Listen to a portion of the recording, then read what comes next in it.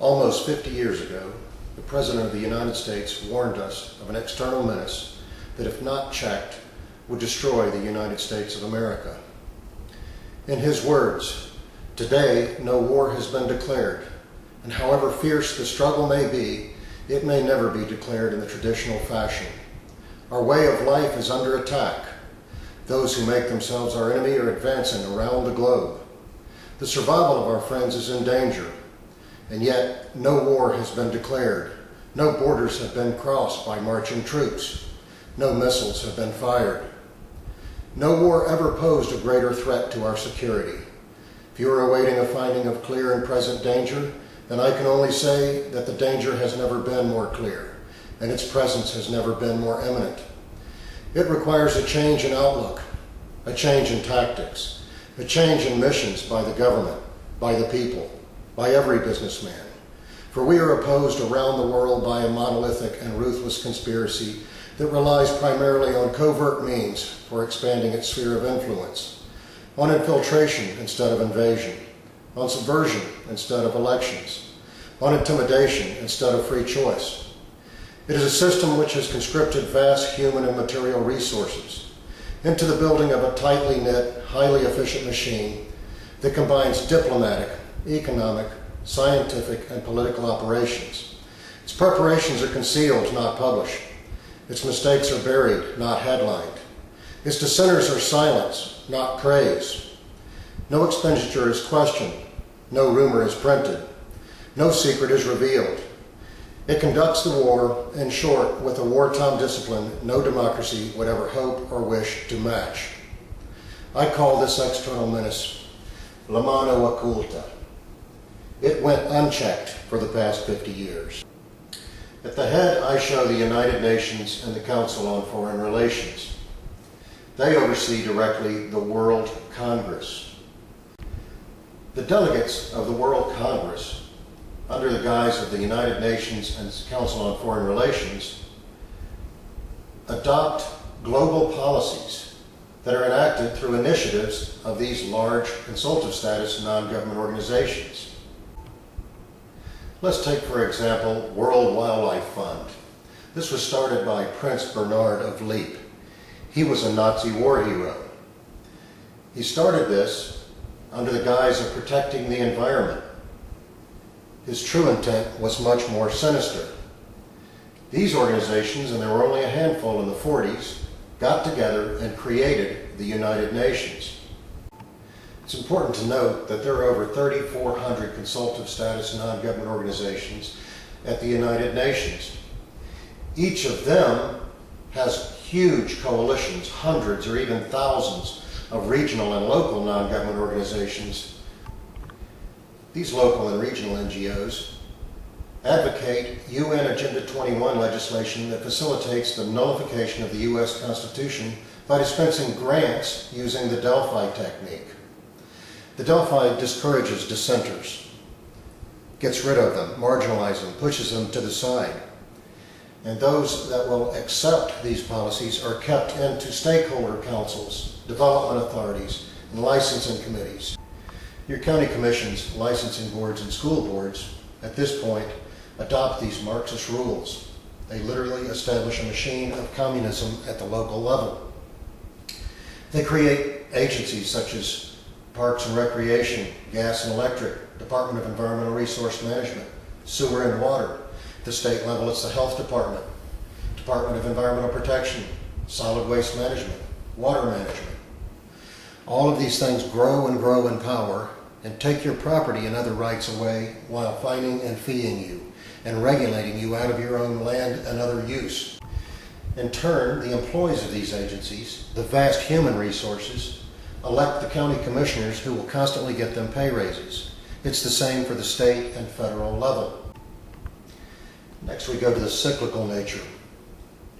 The way the money is fed back, the wealth, the resources are fed back to the top.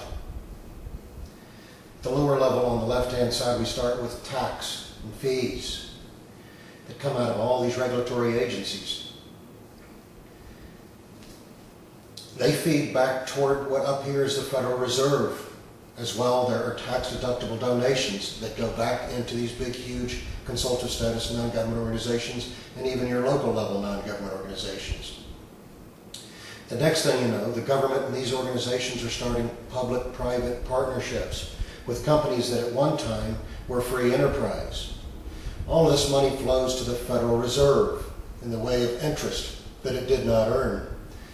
It in turn is passed to the International Monetary Fund to be spent by the World Congress, who again sends it back to your consultative status non-government organizations to facilitate the cycle of the whole system.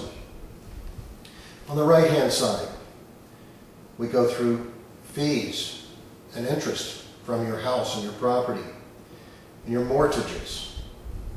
This is facilitated through secret joint ventures to falsely inflate the price of your property so that, as we see today, we're upside down in the marketplace with our housing. People can't give their houses away, so they're losing them by the drove. Then it goes through our banking system and even to Wall Street, then back to the Federal Reserve and to the International Monetary Fund, back under the hands of the World Congress. For an example, let's start with a consultative status non-government organization, ICLEI, International Council for Local Environmental Initiatives. Its president is a delegate in the United Nations World Congress.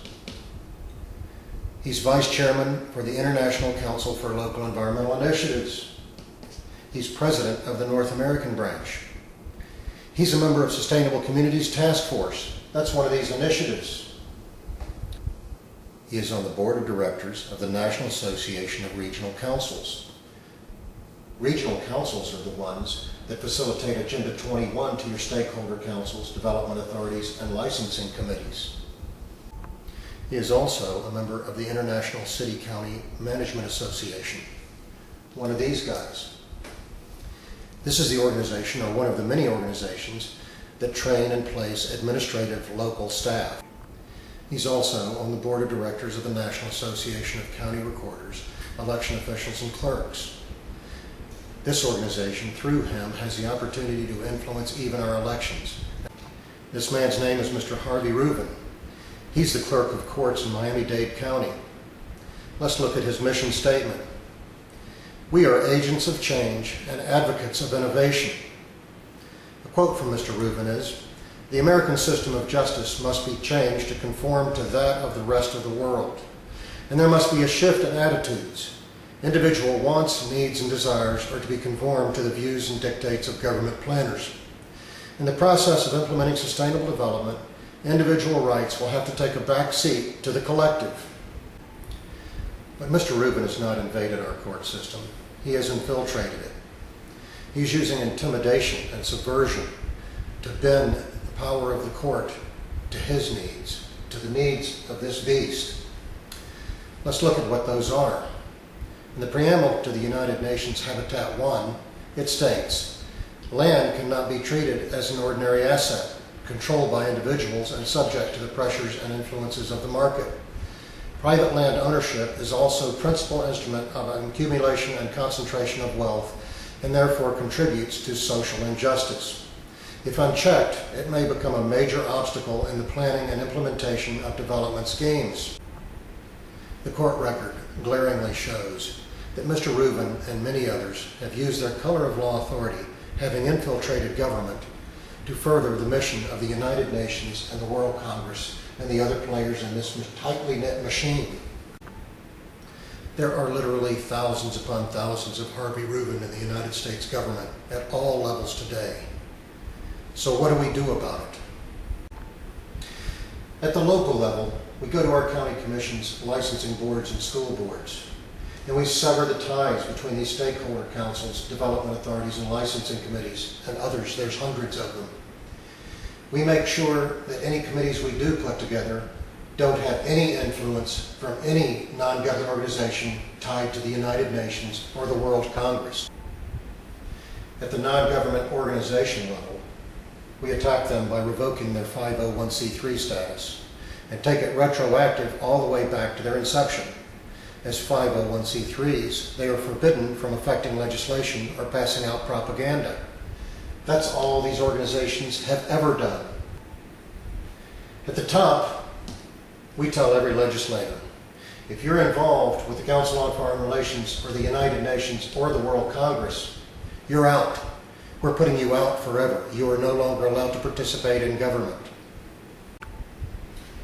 As far as the Federal Reserve goes, we just seize its holdings. It's an illegal banking cartel. Just end it. We don't need to audit it. We don't need to mess with it at all. Just take its holdings, put them back into the free enterprise system. As far as public-private partnerships go, in a free enterprise system, government can't own interest in businesses. As far as tax-deductible donations go, no more funding our enemies. This is no longer tax-deductible. If we want to put money somewhere, let's put it in this system right here. As far as the banking system goes, no more secret joint ventures. No more falsely inflating the housing market prices, which of course these guys go along with because that raises property taxes. Just go ahead right now, put property values back where they're supposed to be. Let these banks and everything that have created all this eat it.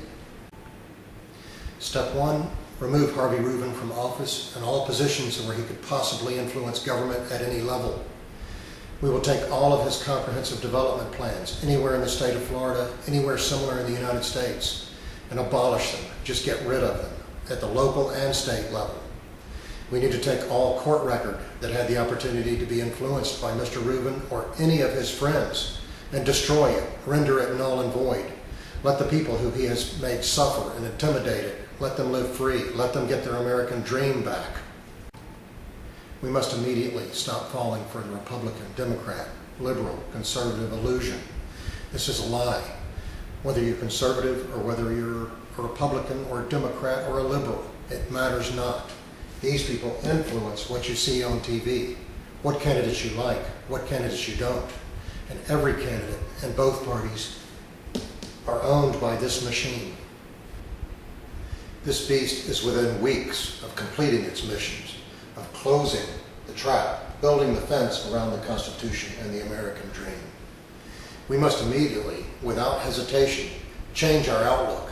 We need a change in tactics, a change in missions, by the government, by the people, by every businessman. I just brought you guys the scariest monster that ever walked, and he's real. Happy Halloween, guys.